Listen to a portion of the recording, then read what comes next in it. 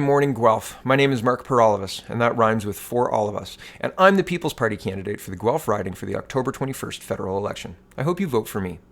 Today I've got some updates for you. Yesterday, there was supposed to be a debate at the University of Guelph hosted by the CSA and CUPE1334. They canceled that debate, and they tried to blame me for that cancellation. Me and the People's Party of Canada for the audacity of asking to be invited. So I want to show you that I did have an invite to this, and I want to go through the Guelph Mercury Tribune article and show the inaccuracies in the reporting in that, including the headline, which is interesting what they chose to use. And we'll get there, but here we go. First, here's the emails. On September 27th, I sent an email to the CSA president and I posted on the Facebook page of the event. And I said, hello, you're running an all candidates discussion at the University of Guelph. I'm a federal candidate. I would like to be invited. Was this an oversight? And they got back to me on the same day, and I was shocked, and it was great. And they said, hello, Mark. Thank you for inquiring about the oversight of the election discussion on October 2nd. Sorry for the oversight. You are welcome to participate in the event, as all parties are welcome. We will be in touch with details. And I said, wonderful. Thank you so much. I look forward to it. And I signed my name, and I got my phone number there, and I never received a phone call. No problem.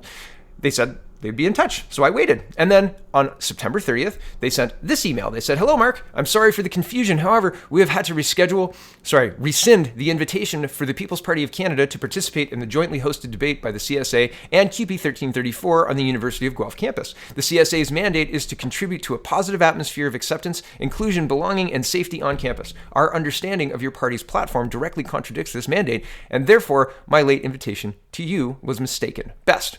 And I responded a few minutes later and I said, hello, what part of my party's platform goes against your mandate specifically? Thanks, Mark Peralivas. I never heard back, despite them having my phone number and me asking to solve this problem by understanding why I was being removed from the event. They never called me back, so I contacted the university. The university and I had a conversation, and well, then this was released. I've read this out already, but I'll give you the too long didn't read. They claim that I'm not invited on the grounds of safety, hatred, and discrimination. They say, quote, based on the platform of the People's Party of Canada, the decision was made to not invite the PPC candidate because of their policies and platforms that discriminate against people in the University of Guelph community. And they say the organizers of the event stand by the decision not to let the PPC candidate speak on campus. We do not want to compromise the safety of our students and workers by bringing this candidate and supporters to campus, and therefore this event has been canceled. So I think that it's funny. I mean, they don't have control of me speaking on campus. That's why I laughed. I go to campus regularly. My kids take skating there. I'll be doing interviews there today and tomorrow. I mean, this is a ridiculous thing, and the CSA and CUPE1334 don't have carte blanche. They don't get to control the whole university campus. So I think that that's funny. But I mean, they can put that in the letter if they want to. So I was interviewed yesterday by the Guelph Mercury, and I was interviewed by Guelph Today, and I was interviewed by a couple other people, and there's other media asking for my opinion on this because it has to do with me and because they're not telling the truth about me. And so after I told the Guelph Mercury Tribune all of this and how inaccurate this letter was and how, ill-advised this letter was, this is the article they wrote. So we're going to go through it, and I'm going to just kind of add color commentary because that's what I do with politics. It's not often that I'm the news, but today I'm the news. So here we go. Guelph Mercury Tribune is reporting, quote, thinly veiled attempt of pushing white supremacy, U of Guelph debate canceled over PPC candidate. Okay. Organizers say Peralivas not invited due to party's platform. Peralivas says he's investigating his options over libelous statement. Yep. The local People's Party candidate says he's considering his legal options after an all-candidates debate on the University of Guelph campus was canceled because of him. Quote, the statement they released is, libelous. So I'm investigating my options. Mark Peralivas, the party's Guelph candidate, told the Mercury Tribune Wednesday morning.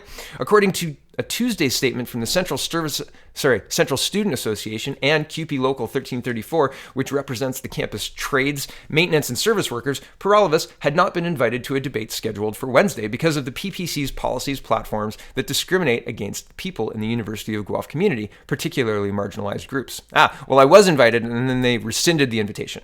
Okay, back to this. Quote, I asked previously through email which platforms in the platform discriminate against anybody, and I didn't hear back, Peralivas said in response. This letter just says that I am discriminating. That's an unfounded statement while you're besmirching my reputation. Also, the quotes in this article don't speak the way I speak. And I know I have a very notable or very recognizable speech pattern because of the way I speak. But the way the quotes are written, there's a couple more that are worse, and we'll get there. It's very strange because this has happened a lot in newspaper articles where I'm misquoted or the quote sounds very jarring to speak or to in your head to read. It sounds very strange. And I have this recorded. I didn't speak in that way. It's very strange. Anyway, back to the article. However, both Hareen Hassan, the vice president external for CSA, I was communicating with the president, by the way, if you check the emails, and Jensen Williams with CUPE1334 pointed to the PPC's policies around immigration and refugees. Quickly, I want to point out that they don't cite any specific platform plank, and I'll put the links to the articles of our platform in here. They're not racist or sexist or any of these things that are being said about them. You can make up your own mind, however, and read them yourself. They're fiscal, not based on race or anything to that effect. However, carry on. Quote, "We've got nothing against the PPC candidate in Guelph. We're just looking at the bigger picture and looking at the People's Party and what they stand for," Hassan said. "They're anti-migrant, anti-immigrant, anti-refugee policies. They are really, really hateful." I want to pause here. I'm a first-generation Canadian. My father is a citizen who had to get his citizenship. He was born in Greece and moved to Canada when he was older, but still a child. My mom moved to Canada when she was 18, and she's not a citizen. She's a permanent resident. I am a first-generation Canadian. I believe in immigration, but I believe in not bankrupting our country to continually bring in immigrants because our economy needs to continue growing. And I believe that that's why we're doing it, among other reasons. So I think that we need to take stock of what's happening and reduce our immigration numbers and make sure those immigration numbers are meeting needs of Canada and not just bringing people for the sake of bringing people, because that doesn't solve Canada's problems. And we have some problems in Canada. So I think it's funny that they are allowed in a newspaper to say they're hateful, anti-immigrant, anti-migrant, anti-refugee, and really, really hateful when they're not willing to engage with me in a conversation. Clearly, as I asked, which policies are hateful? Specifically, let's have a conversation and solve the problem. And instead, they released a public letter slandering me and libeling me. Interesting, right? Back to the article. Williams pointed to the party's platform positions calling for immigration candidates to be assessed if they align with Canadian values and given priority to refugees that reject political Islam and adhere to Western values. Oh, maybe it's the Western values, but here's the problem with that. Western values have been clearly defined by Mr. Bernier over and over again, and they are freedom, respect, personal responsibility, and fairness. And in addition, here are the Western values that are espoused by Mr. Bernier and the People's Party of Canada. It says, quote, "When I say that newcomers to Canada must integrate into our society and share our values, it is to these Western values that I am referring. Democracy, individual rights and freedoms, including freedom of religious belief and freedom to criticize religion, equality between men and women, the equal treatment of all citizens regardless of ethnicity, religion, or sexual orientation, the rule of law, separation of state and religion, tolerance and pluralism, loyalty to the wider society instead of to one's own clan or tribe." That is what is being spoken about with Western values, yet this article spins it into a white supremacy, and then they use that as the title. Unbelievable, because it's completely false, totally inaccurate, and it's completely, it's made up because it has nothing to do with the Western values that are being espoused by my party. It has nothing to do with democracy or individual rights or rule of law. That has nothing to do with race. It has nothing to do with hate. That has everything to do with values that are common among our countrymen and women. Right? Unbelievable. Back to the article. Their platform, sorry, hold on, just give me a second. Here's the article, we're back. "Their platform is a really thinly veiled attempt of pushing white supremacy," she said. So they used that quote as the title? Really? Come on, Guelph Mercury. These people have misrepresented the PPC's platform positions, and you use their quote in the article headline? Editorialization. Massive editorialization. Maybe the headline could be descriptive of the situation. PPC candidate uninvited due to organizers' misunderstanding of the platform. That would be maybe my headline. Back to the article. Given the way their platform is worded and the increasing amount of referring to Western and Canadian national identity, I think really what this means is a white identity and those who do not bring into this country their own cultural values, specifically for Muslim individuals who adhere to Islam. In nowhere in the platform does it talk specifically about Muslim individuals. And in fact, Salim Mansour seems to be a very, very close advisor to Mr. Bernier. He's been touring with Mr. Bernier, and he's a Muslim person from London who is enthusiastic about the People's Party of Canada. That's ignored as well. And again, last I checked, democracy, freedom of to criticize a religion, freedom of individual rights, and religious belief, equality between men and women, these things are not race-based. These things are value-based. These things are choices you get to make. Back to the article. It's very, very strange to understand what's in the policy and to have these people have so much space to spread misinformation. So here we go. And I want to say as well, this paragraph is talking about political Islam. Nobody asked me one question about political Islam, not once. And yet I'm on record here as having a response to it. Nobody asked me about this. I'll read the article. Peralvis disagrees with that notion, saying the PPC's platform does not target specific populations. I did talk about that. I said we're not hateful to anyone at all. Back to this. We're talking about fiscal policies to run the country, he said. We're not talking about hating specific people or groups, period. And that's true of our policy platforms, all of them. And here's a link to my video that I did yesterday. Hassan and Williams also cited student safety as a reason to cancel the debate, with the latter pointing to a recent event in Hamilton. On Sunday, 4 people were arrested following clashes between protesters and counter-protesters at Mohawk College's West Mountain campus, where PPC leader Maxime Bernier was holding a fundraiser with YouTube personality and political commentator Dave Rubin.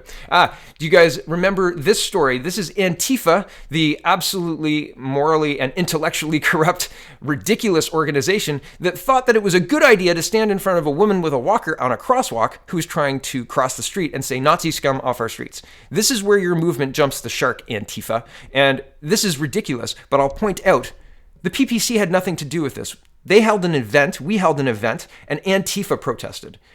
This is a different situation, and making a comparison without giving the full context, i.e. Antifa organized the protests, is irresponsible of the Guelph Mercury. It's the same as saying the Western values lead to white supremacy without pushing back and saying, actually, these are the Western values. Guelph Mercury, you should have done that. You should have done and asked me about that, because your article title is misinformed entirely and you didn't ask me about it. And I think that that's irresponsible of you.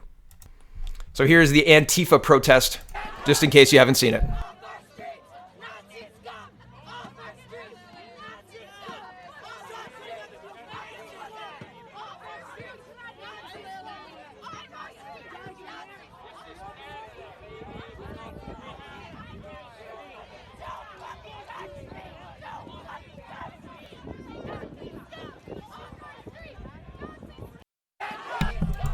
Classy, right? That's definitely the kind of movement that you want to not join because they're ridiculous and they use their time to stand there and yell at an old woman. I mean, really, if you've got an issue with somebody, there's a right way and a wrong way to deal with it. This is the wrong way, the really wrong way.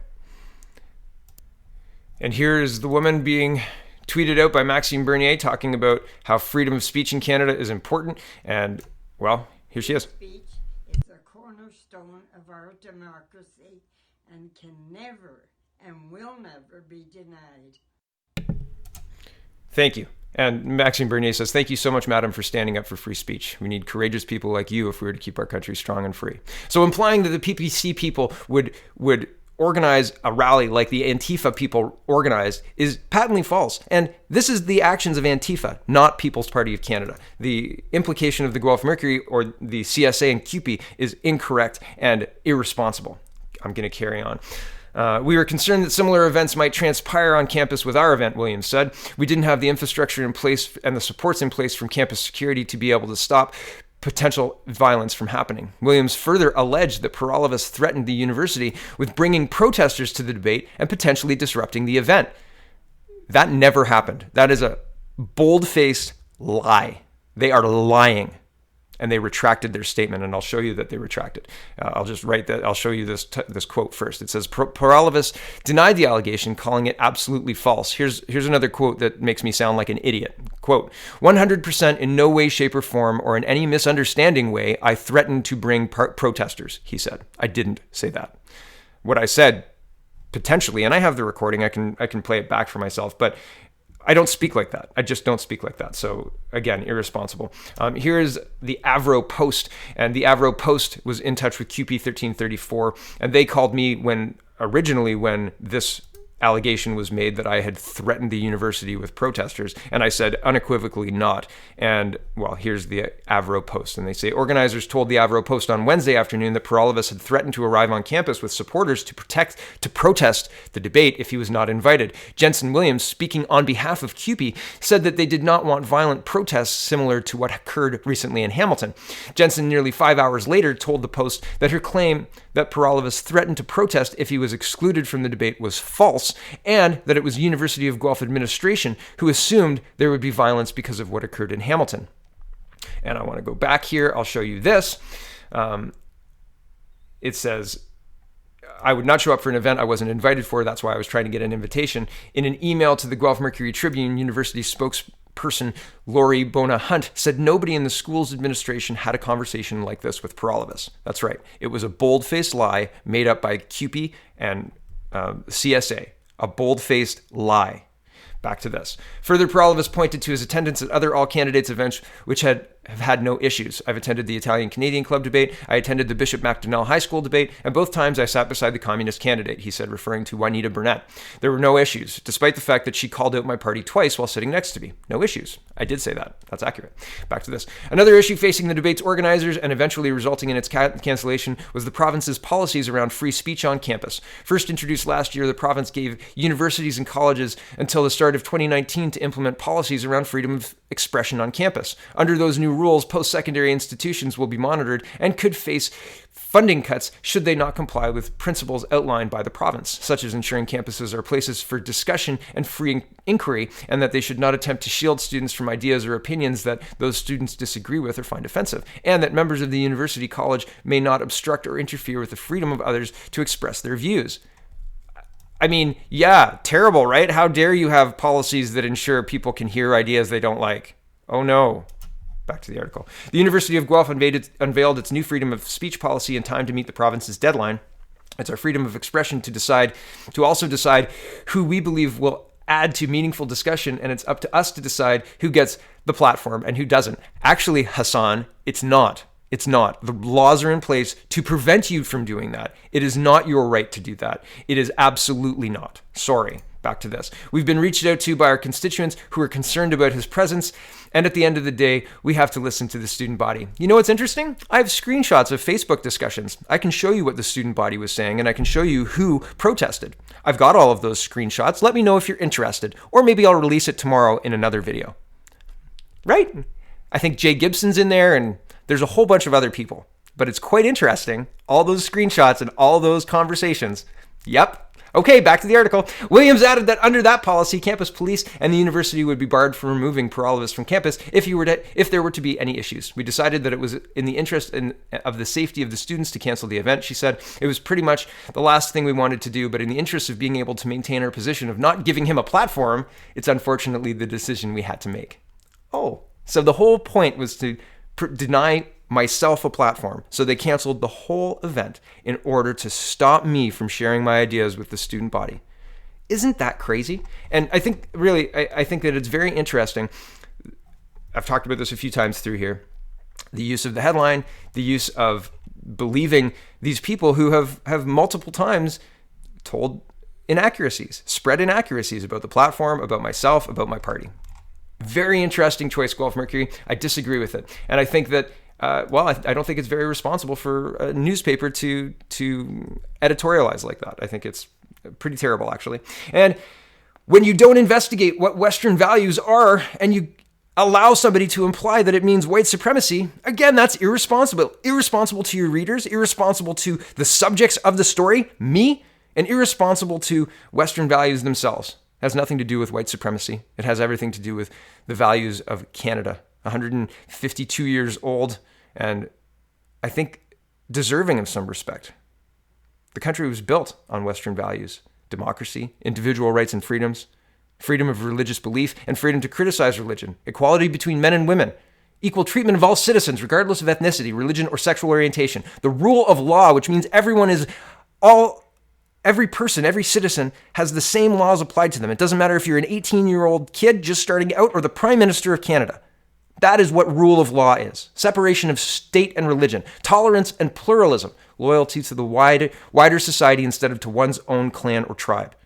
Irresponsible, Guelph Mercury, to allow these people to say Western values are more about skin color than values. Our country deserves more. Thanks for watching. I know this was a long one. I tried to do it last night, but it didn't work out. My name is Mark Peralivas. That rhymes with for all of us. I'm the People's Party candidate for the Guelph riding, and I will fight for free speech. I will fight fake news. I will fight people who are willing to slander and libel people in order to shut down their speech. And I will call people out. Thanks for watching, everybody. Have a wonderful, wonderful day.